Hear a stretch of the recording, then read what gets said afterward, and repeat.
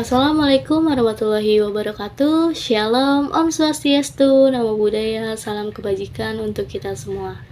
Yang saya hormati Ibu Jatut Yoga Prameswari MPD selaku dosen pengampu mata kuliah Teori Belajar Bahasa dan teman-teman R3F sekalian.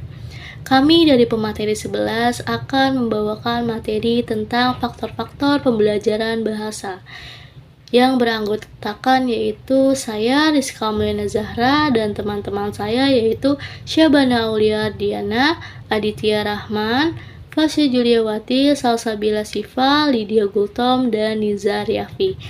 Pengajaran bahasa. Bahasa merupakan sarana komunikasi utama dalam kehidupan manusia di dunia ini, baik dalam bentuk tulisan, lisan, maupun yang hanya berupa simbol tertentu.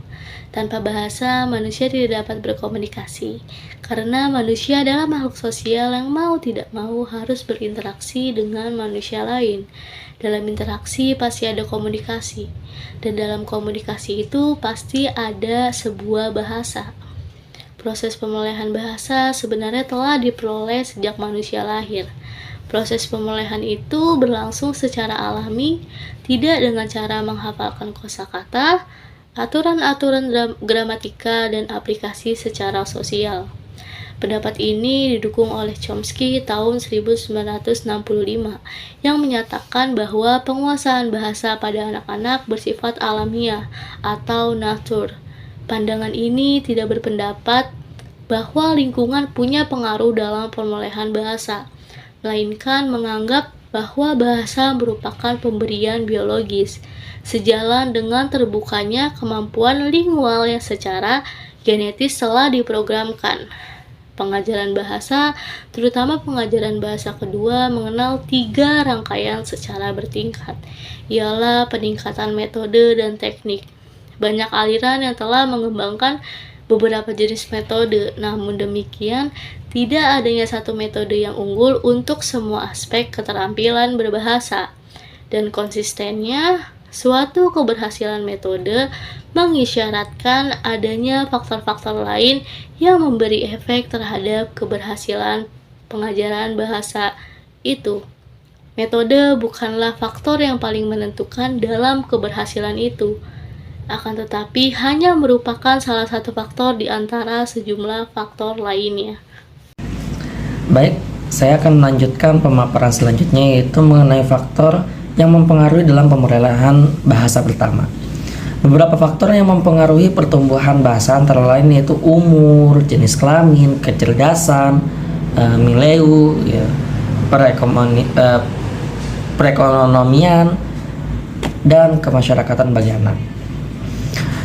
Urutan usia yang pertama atau chronological age.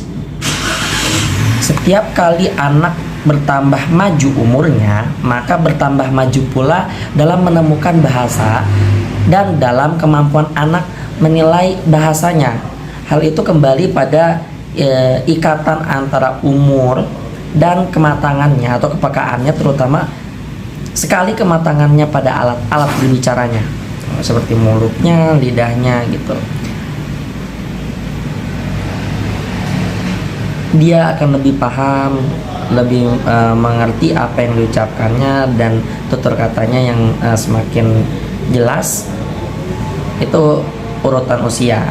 Semakin bertambahnya umur, semakin baik pula dia dalam berbahasa, dalam menyampaikan kosakata kalimat yang diutarakan.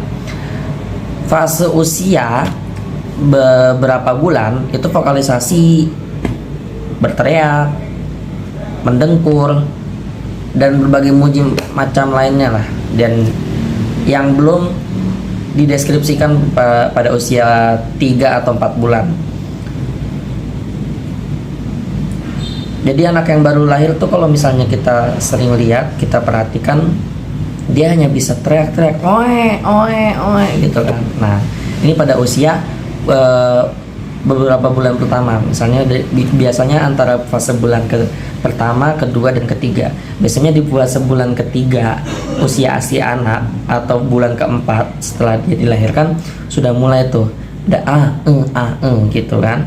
Nah, Yang selanjutnya adalah tahap bubbling, tahap mendekut atau cooing,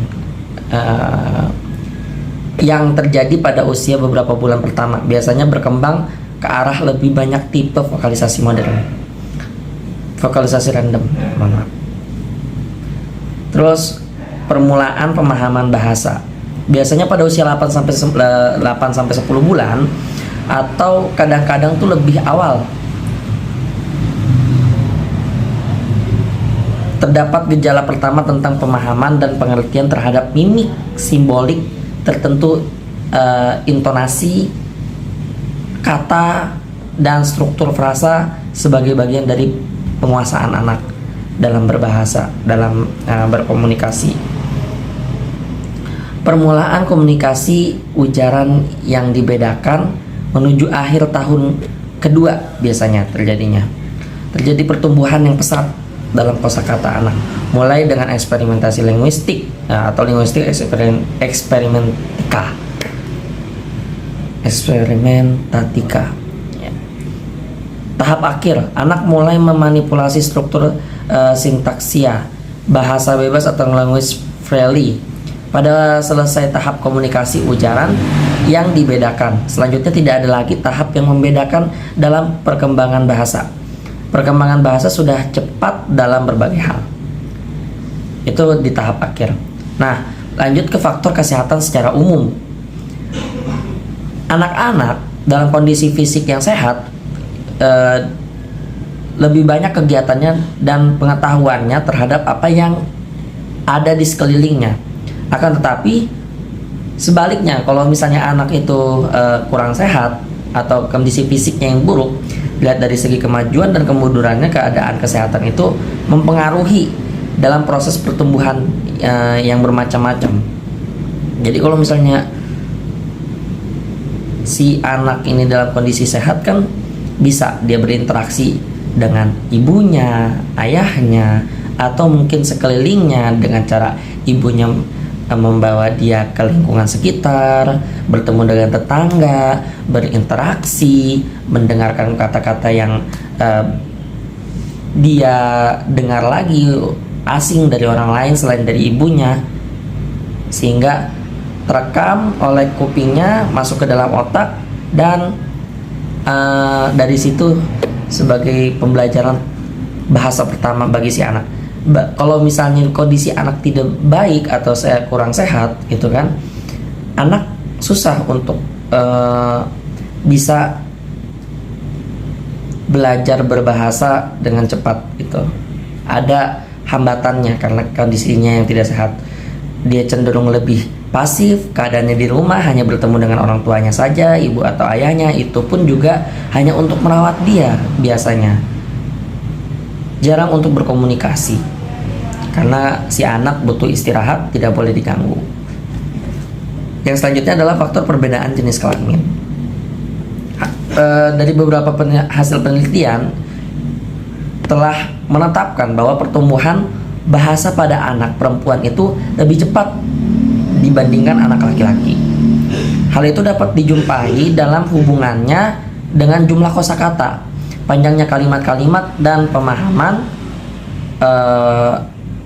Perbedaan-perbedaan itu tampak pada 5 tahun, usia 5 tahunnya pada periode sekolah dasar, sedangkan di antara tahun ke-5 dan ke-6 kita lihat anak lelaki dan anak perempuan sama atau perbedaan setara antara keduanya hampir sama. Jadi untuk jenis kelamin, anak perempuan itu lebih cenderung bisa menguasai bahasa lebih cepat, dan itu bisa dilihat sampai dengan usia 5 tahun. Sedangkan di usia anak yang ke-6 tahun itu antara si anak laki-laki dan anak perempuan sudah mulai bisa diseimbangi atau setara pemahaman bahasanya atau kosakatanya. Sekian penjelasan dari saya. Selanjutnya saya serahkan kepada teman saya, Sabana. Terima kasih. Selanjutnya saya akan melanjutkan materi yang telah disampaikan oleh Adi tentang faktor pemerolehan bahasa pertama. Selanjutnya ada faktor kecerdasan. Nah, dalam hal ini ada hubungannya yang jelas tampak antara kecerdasan dan kemampuan berbahasa. Maka anak-anak yang lemah akalnya itu akan memulai berbicara lebih lambat dibandingkan dengan anak-anak yang normal. Dan anak-anak yang normal pun akan lebih lambat daripada anak-anak yang cerdas akalnya. Nah, hal tersebut tidak berarti bahwa semua anak yang terlambat dalam memulai berbicara itu lemah akalnya atau bodoh. Mengapa? Sebab dalam hal ini ada faktor-faktor lain yang mempengaruhi pada kelemahan berbicara anak. Akan tetapi tidak mesti berpengaruh pada kecerdasan akalnya saja. Selanjutnya ada faktor Mileu. Nah, dalam hal ini ada hubungan timbal balik yang positif atau negatif antara pusat perekonomian dengan pusat masyarakat bagi keluarga tempat anak-anak itu tumbuh dan tempat pertumbuhan bahasanya. Maka, yang tumbuh dalam lingkungan yang menyenangkan akan dilengkapi dengan alat-alat hiburan dan dalam keluarga mereka itu berpendidikan, memberi kesempatan kepada anak-anak untuk mendapatkan bekal kosakata dengan jumlah yang besar, serta membantu kebiasaan-kebiasaan memakai bahasa yang benar. Sebaliknya, jika anak tumbuh dan hidup dalam lingkungan yang inus, sekalipun kecerdasannya sama dengan anak-anak yang tumbuh dalam masyarakat yang surplus, namun tingkat pertumbuhan bahasa dalam mencapai kosakata dapat berbeda atau ada kemungkinan lebih rendah. Seperti itu.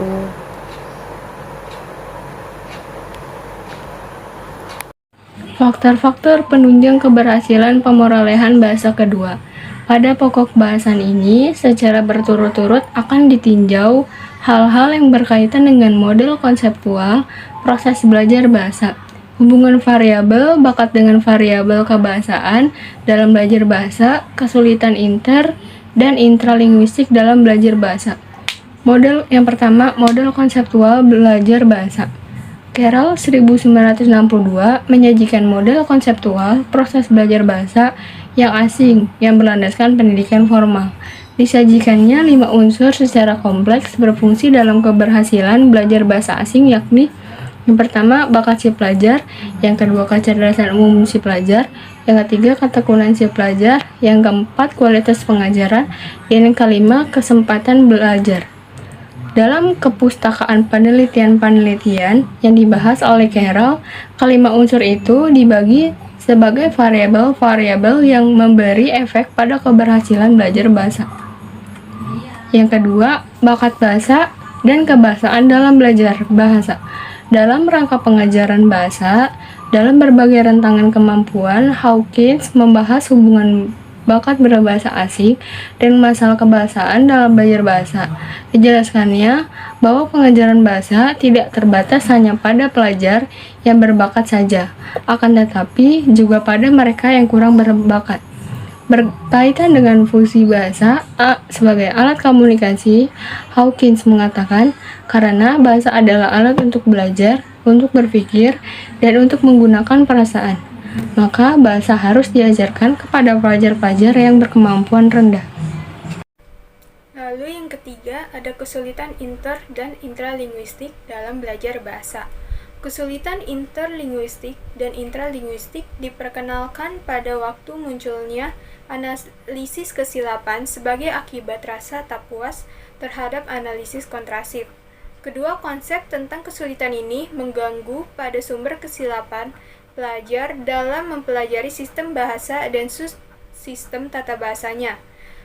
Kesulitan interlinguistik adalah sumber kesilapan yang diakibatkan oleh interaksi unsur-unsur sistem antara bahasa ibu dengan bahasa yang sedang dipelajarinya.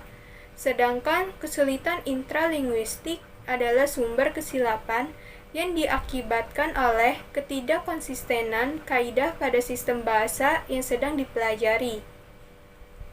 Lalu yang keempat ada peranan faktor lingkungan dalam belajar bahasa.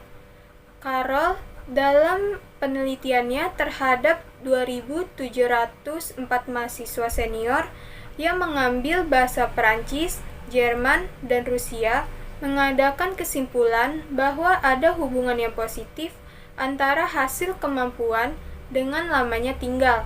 Gardner juga menyatakan bahwa lingkungan alamiah sangat berpengaruh terhadap keberhasilan anak dalam proses belajar bahasa kedua. Dawley, Burt, dan Krashen menyimpulkan bahwa lingkungan alamiah punya kemampuan yang kuat dalam proses pemerolehan bahasa. Selanjutnya, Blair mengatakan bahwa pengajaran bahasa dapat maju pesat jika lingkungan disediakan, jenis-jenis komunikasi nyata, dan kontekstual diciptakan. Baik, Shalida Gultom dengan NIM 2021-53776 akan melanjutkan pemaparan materi dari teman saya Fasya. Baik, pada Salindia ini menjelaskan tentang motivasi dalam memperoleh bahasa kedua. Dalam memperoleh bahasa kedua, pastinya ada faktor-faktor yang menjadi motivasi anak untuk memperoleh bahasa keduanya. Yang pertama ada faktor lingkungan, yang kedua ada faktor usia, dan yang ketiga ada faktor pembelajaran. Yang pertama ada faktor lingkungan. Duley menerangkan bahwa kualitas lingkungan bahasa sangat penting bagi seorang pembelajar untuk dapat berhasil dalam mempelajari bahasa baru atau bahasa kedua. Yang dimaksud dengan lingkungan bahasa adalah segala hal yang didengar dan dilihat oleh pembelajar sehubungan bahasa kedua yang sedang dipelajari.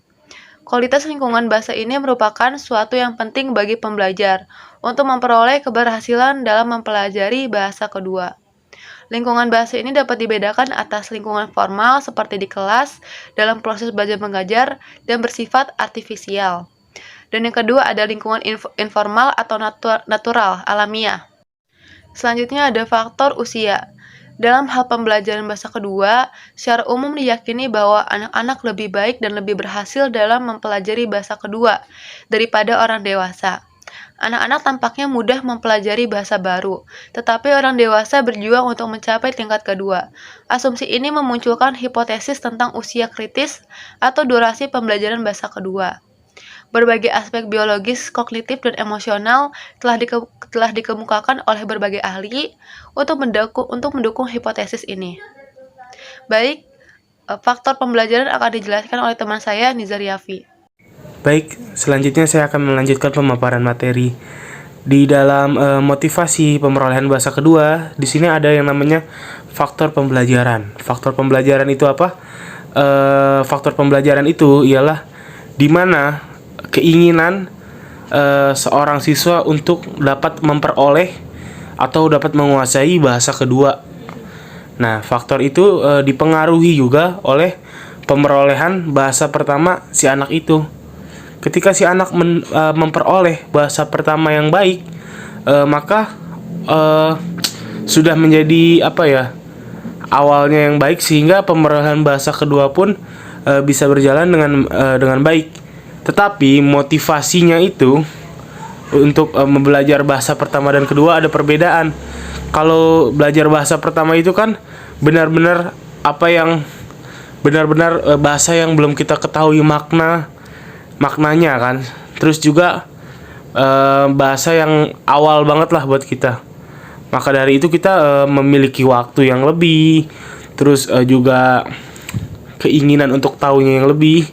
Ketika sudah menguasai itu, lalu lanjut ke pemerolehan bahasa kedua. Di sini bisa dibilang pemerolehan bahasa kedua ini faktor motivasinya bisa tidak sekuat pemerolehan bahasa pertama. Karena di pemerolehan bahasa kedua ini banyak faktor-faktor ya yang mempengaruhi hal itu. Baik, mungkin itu saja. Terima kasih. Baik, saya akan memberikan kesimpulan pada presentasi kami hari ini. Dapat disimpulkan bahwa dalam proses belajar bahasa terdapat banyak faktor yang sangat mempengaruhi, baik dalam pemerolehan L1 dan juga L2. Dalam pemerolehan L1 dipengaruhi oleh 6 faktor. Di sini ada urutan usia, lalu juga ada faktor kesehatan secara umum, faktor perbedaan jenis kelamin, faktor kecerdasan, dan juga faktor milieu. Sedangkan faktor-faktor penunjang dalam keberhasilan belajar L2 atau pemerolehan bahasa kedua adalah model konseptual belajar bahasa, bakat bahasa, dan kesulitan intern dan intralinguistik dalam belajar bahasa. Selain itu, faktor yang sangat berpengaruh dalam proses pemerolehan bahasa adalah faktor lingkungan.